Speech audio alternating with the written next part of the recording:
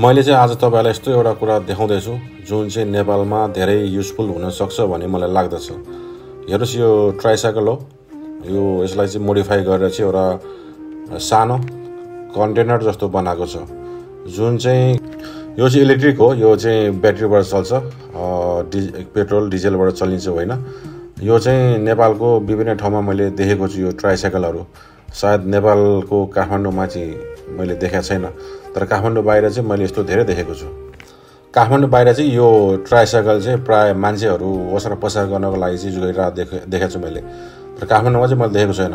तर चाइनामा चाहिँ यो हरेक सिटीमा तपाईले देख्न सक्नुहुन्छ। यो चाहिँ यसरी बनाउँछ पनि र अर्को एउटा कार जस्तो नि बनाउँछ के मोडिफाई गरेर, त्यसमा बच्चाहरू स्कुल लाने ल्याउने पनि गर्छ।